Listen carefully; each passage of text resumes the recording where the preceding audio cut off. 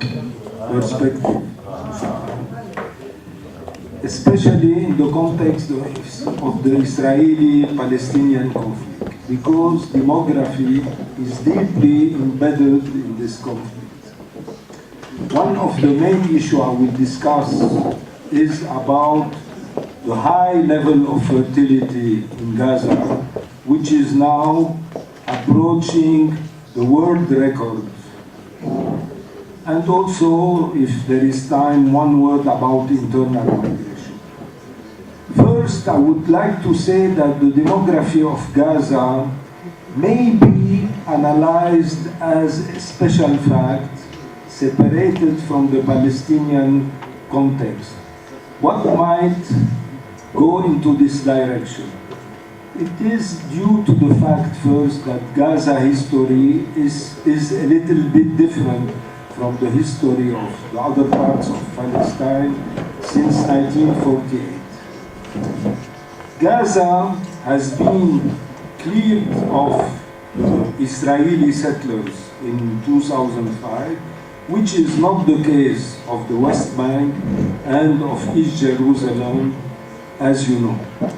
But the clearing of settlers from Gaza by Ariel Sharon in 2005 was maybe the inauguration of the first Bantustan in Palestine, with the idea that we will get 9,000 Israeli settlers out of Gaza, but in compensation, we will accelerate the colonization of the West Bank. So it was a good deal for the Israeli. Now there are 600,000 settlers in the West Bank and Jerusalem, and they are projected to become 1 million in 2020. One third reason which differentiates Gaza from the rest of Palestine is the fact that Gaza is Mediterranean, whereas the West Bank is landlocked unless we accept the Dead Sea. There are probably differences of mentality between the Gaza people and those of the West Bank, which may impact on demographic behavior. But I think that the main difference between Gaza and the rest of Palestine is the fact that refugees and their descendants are 74% of the population of Gaza, whereas they are 33% of the population in the West Bank. And I think that the fact to be a refugee or a descendant of a refugee have a big impact on demographic and political behavior.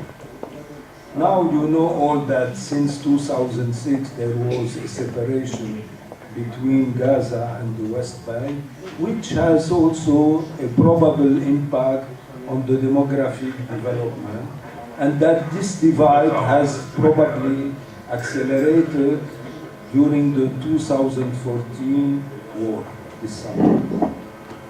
But Gaza cannot be separated from the Palestinian concept. Its population comes from the south of Palestine, like the population of the West Bank, the refugee from the West Bank come from the northern part of Palestine. And also there is a very important ideological point. To talk of Gaza as a case apart recalls me the case of South Africa. In South Africa during apartheid, the white authorities made everything possible to highlight the difference, whether they were small or high, between the different homelands, the Zulu and the others, and with the idea to increase the rivalries between the different Bantustan. That's the fact that there is a temptation for any occupier to overemphasize the small difference. But also the most important fact is that I don't believe that there would be a viable Palestinian state unless it has its two wings, Gaza and the West Bank. Otherwise, separate Gaza would pave the way to the creation of different Bantustan in Ramallah, in Nablus, in Ariha, in Jenin, and in Hebron. The United Nations, for one time, are progressive in this matter. They speak only of occupied Palestinian territory with the single Palestinian territory. Whereas the US Bureau of the Census speak of Gaza separated from the West Bank, and the most hypocrite case is the case of the World Bank, which had created a concept of WBGS, meaning West Bank and Gaza Strip. In 2014, Gaza, considering its very small population size, its very small area of 306 kilometers, has 1,800,000 inhabitants, which means that it has the highest density in the world, or one of the highest, with 5,000 inhabitants per square kilometer. One can think of other overpopulated countries like Java in Indonesia, Bangladesh, Egypt, where population densities are very high, and this is synonymous of misery. But also there are very rich countries in the world where population density is high, and which are among the richest in the world, like Monaco, like Singapore, like Hong Kong. Therefore, we cannot equate high population density with poverty. Now, is Gaza a demographic miracle? Yes, in a sense, yes, because far from melting to return to the indigenous population in Gaza has moved from less than 200,000 million in 1950 to 1.8 million now, a seven-fold increase. The rate of increase has been the highest in the region, with Israel and Syria. Only the case of Jordan is one of a country which has a rate higher than in Gaza. It is due to the immigration of Palestinians to Jordan. How to account for this unusual demographics in Gaza? It is a special case, unique in the world. There is one explanation. It's that the figures are wrong. This is the idea of the right-wing Israeli and of the American Enterprise Institute, which question the Palestinian demographic data. In a very well publicized report called the Million-Person Gap, the Arab population in the West Bank and in Gaza, they claim that the figures presented by the Palestinian authorities were wrong, and that the Palestinian Authority exaggerates on purpose, for political reason, the number of inhabitants.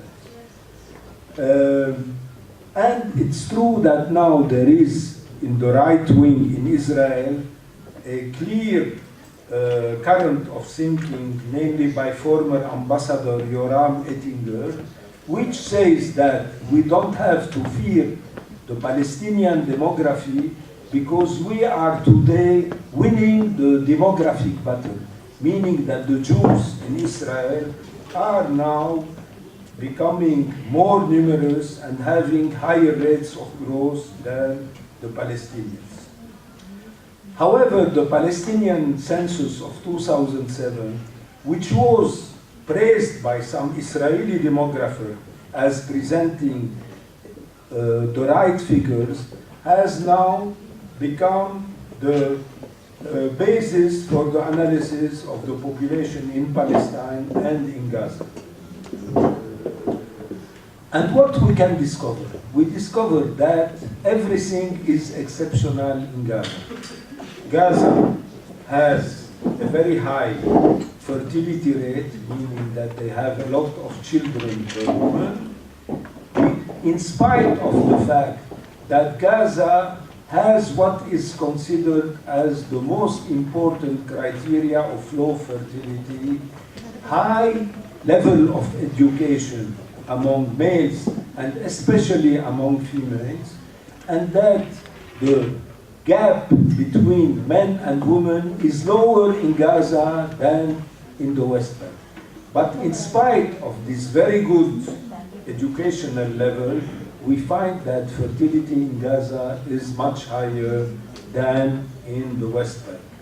So we have now to turn into politics, and we find out that there is a connection between political development in Gaza and fertility.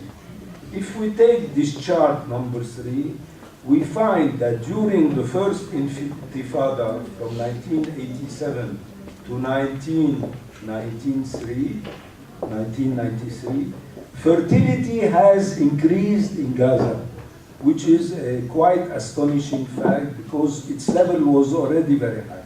It has increased also in the West Bank, but in lesser proportion, which means that there is a clear political effect on the demography. But now if we turn to the second Intifada, everything is different.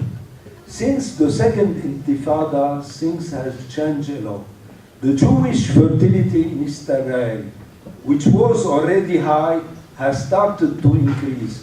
It has increased from 2.6 children per woman, which is high, to now 3.1 children per woman in 2014, which means that fertility of the Jews in Israel is now twice higher than the level in Europe and twice higher than the fertility in an Arab country like Lebanon. We find also that the areas of political friction between Israel and Palestine are those with the highest fertility rate, like the settlements. The fertility rates of the Jewish settler in the West Bank and in East Jerusalem reaches now 5.2 children per woman, which is also a world record of fertility.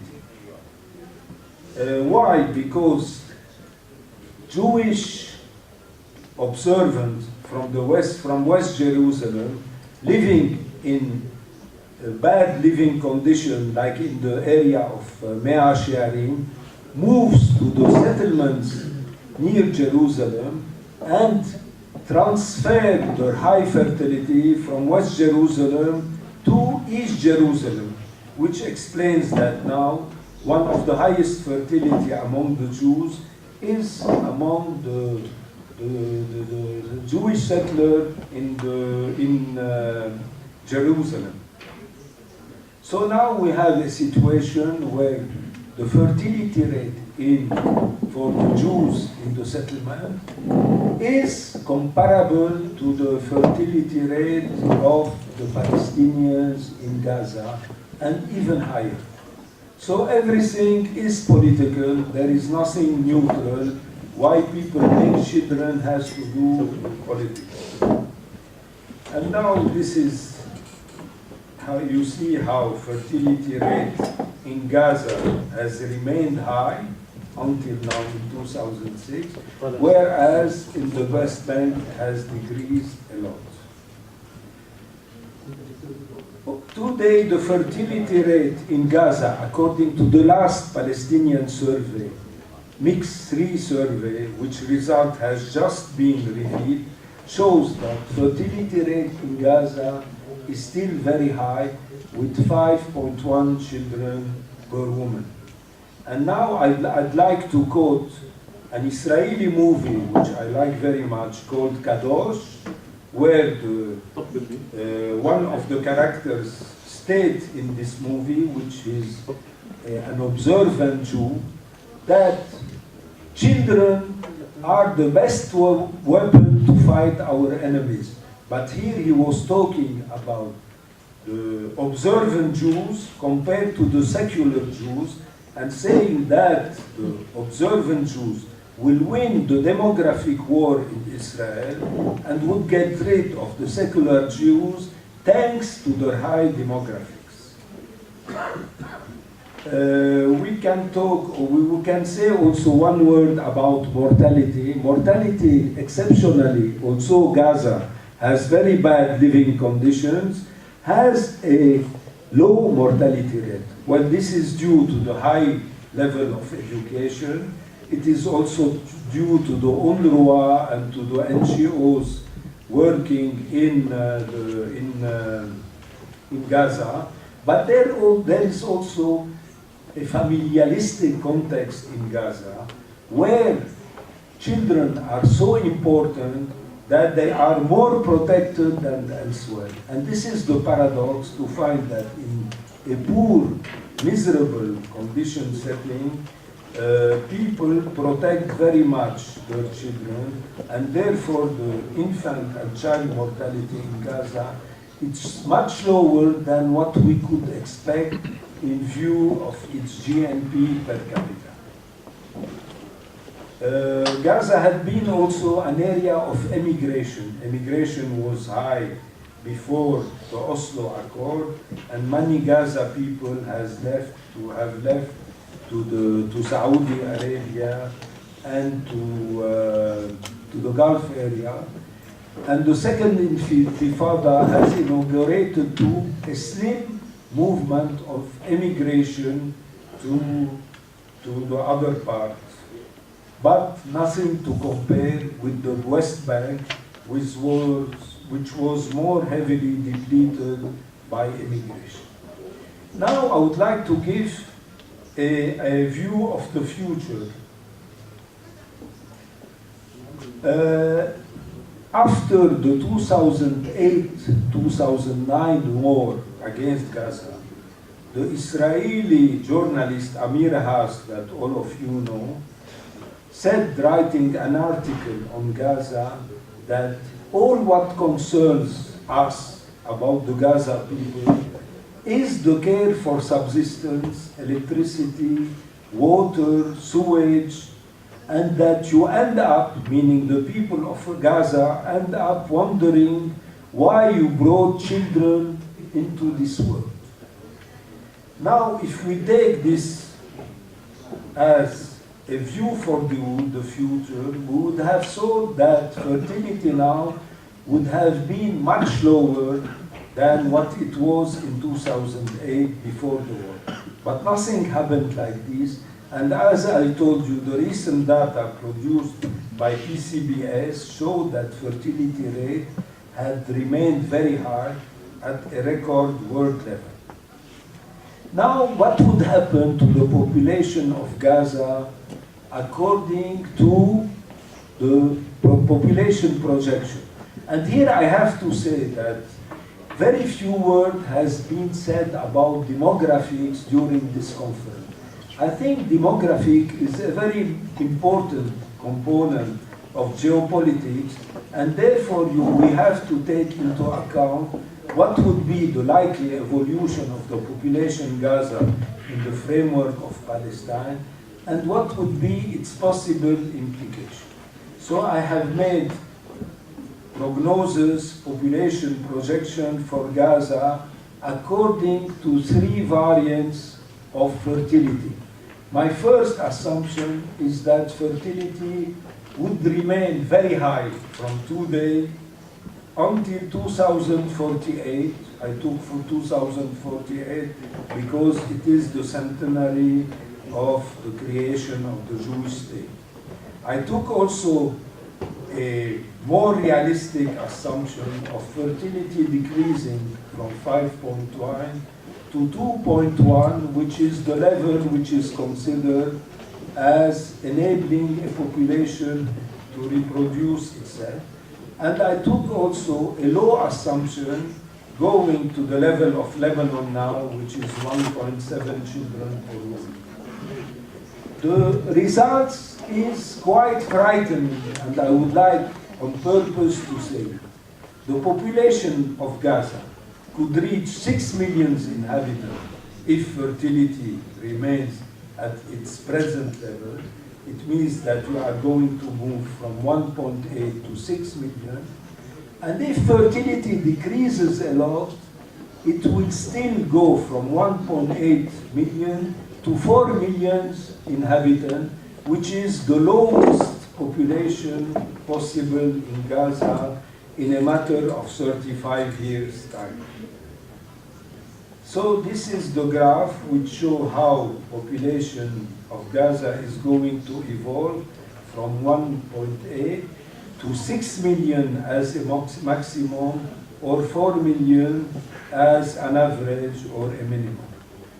The big problem that this population grows is where to find employment. We have heard now a presentation about the economy of Gaza, and we have seen that the unemployment rate in Gaza reaches 55%. What would be the possibility to reach a fair situation of employment?